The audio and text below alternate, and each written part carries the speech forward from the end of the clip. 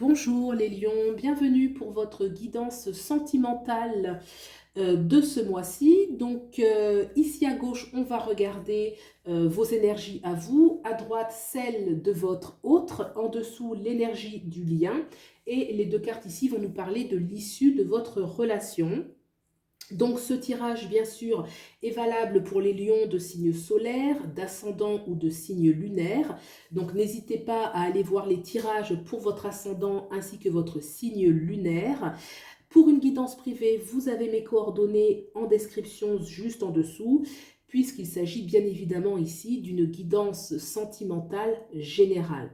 Donc c'est parti, on regarde vos énergies. Je précise que vous pouvez interchanger. En fait, ici, ça va être l'énergie de vous deux. Je vous ai mis ici, mais vous pouvez interchanger si vous vous reconnaissez davantage de ce côté-ci. C'est parti.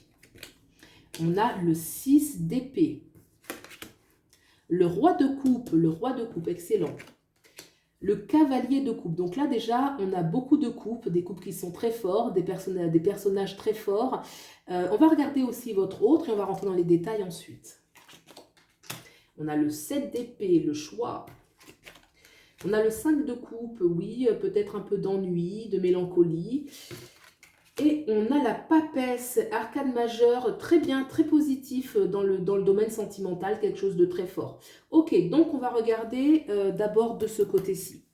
On a le roi de coupe. Alors, moi, j'aime beaucoup le roi de coupe, puisque là, on va nous parler d'une énergie vraiment où on assume pleinement ses sentiments.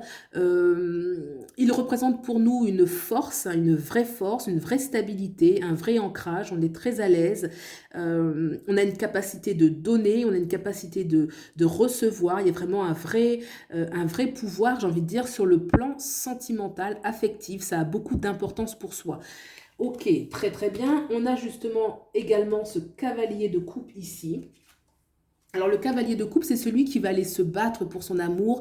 Alors se battre, on peut le prendre dans tous les sens du terme, hein. Ça peut être bien sûr avec le cavalier, il y a une énergie un petit peu militaire, si j'ai envie de dire. Donc on peut aller se battre, on peut aller défendre, on peut se battre dans le sens où on ose prendre de l'avant, on ose avoir des initiatives, on ose vraiment ne pas rester un petit peu sur ses acquis. D'ailleurs, on voit ce cheval qui va partir, qui va quitter une rive, la terre ferme pour aller vers quelque part un petit peu de nouveau. Il va traverser comme ça un lac. Donc il y a une notion où on va prendre de l'avant parce que cet amour est très important. D'ailleurs, on voit qu'il porte cette coupe pleine d'eau qui va représenter un peu l'amour et il va tenir son équilibre justement en tenant cette coupe parce que pour lui, c'est le plus important. Il se bat pour ça. Hein, on voit d'ailleurs qu'il est torse nu. Il y a vraiment une énergie où presque solennelle un petit peu au niveau des sentiments, de l'affect.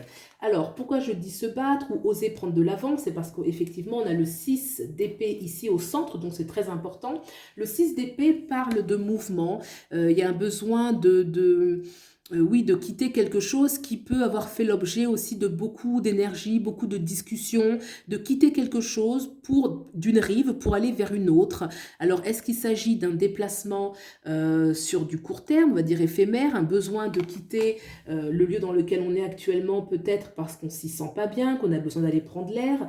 Est-ce que c'est plutôt carrément un déménagement ou est-ce que c'est changer de point de vue? Vous voyez, il y a une sorte de mouvement qui peut représenter aussi le mouvement intérieur parce qu'on avait peut-être une façon d'être dans la relation ou de voir les choses sur le plan sentimental et que là on va vraiment quitter quelque chose, ce point de vue pour aller vers autre chose, une certaine ouverture, hein. D'autant qu'avec le roi de coupe, il y a cette notion d'expansion, c'est-à-dire que même si on est dans un amour qui est grand, il y a un peu la conquête avec le roi, vous savez, l'énergie un peu de conquête où on va agrandir le territoire. Donc c'est un amour qui va grandir, toujours appuyé dans une grande stabilité par le roi qui a toujours une certaine assise, une certaine autorité, mais on va aller déployer vraiment cet amour qui finalement ne connaît pas vraiment de limite, incarné aussi par ce chevalier de coupe qui lui veut toujours aller conquérir plus grand, plus beau, plus fort. Donc, très beau, hein. Ici c'est très bien. On a de ce côté-ci. Alors, là, il y a une situation avec ce 5 de coupe qui parle d'ennui, qui parle de nostalgie, qui parle de mélancolie. On n'est pas épanoui. D'ailleurs, on voit l'arbre derrière qui est desséché, sans feuillage, sans fleurs, sans fruits. Quelque chose, le personnage est couvert, comme si elle se cachait. Est-ce qu'elle a honte? Est-ce qu'elle n'est pas bien? Est-ce que il y a quelque chose, en tout cas, qui ne va pas dans le sens de l'épanouissement? Clairement, en plus, ce sont des coupes, hein, donc ça parle que, voilà, on est brimé, on est recouvert, on n'est pas heureux, quelque chose qui embête. On a juste à côté le 7 d'épée. Le 7 d'épée va lui justement parler de départ, de stratégie, de quelque chose, de quitter un lieu, de quitter une situation, notamment ce 5 de coupe qu'on a vu à l'instant, de quitter justement ce 5 de coupe pour partir vers quelque chose de meilleur. Le 7 d'épée, c'est effectivement une énergie où on fait les choses, on fait le choix, mais avec discrétion. On ne va pas ébruiter, peut-être parce que les gens autour de soi ne vont pas comprendre, ne vont pas accepter notre changement de position. Alors, est-ce que on quitte un lieu, hein, parce qu'on a quand même la notion de quitter dans ces deux cartes au centre ici. Est-ce qu'on quitte quelque chose? Est-ce qu'on quitte des points de vue qui rendent finalement malheureux, qui empêchent la relation de s'épanouir? Est-ce qu'on est un peu figé dans un environnement qui ne nous fait pas du bien, qui est assez asséchant? En tout cas, on voit qu'avec le 7 d'épée, voilà, la notion de partir, de récupérer ses épées, qui va incarner un peu son pouvoir. On part dans la discrétion et j'ai envie de dire, on part loin. Là, il se retourne une dernière fois, mais c'est plus pour regarder qu'il n'est pas observé que autre chose. Et on a cette magnifique arcane majeure, la papesse. La papesse est une énergie très féminine, alors on va le lire, ça peut être un homme, hein, de ce côté-ci, mais en tout cas l'énergie féminine, ça va être le yin, l'amour, la notion de porter la vie, la notion de...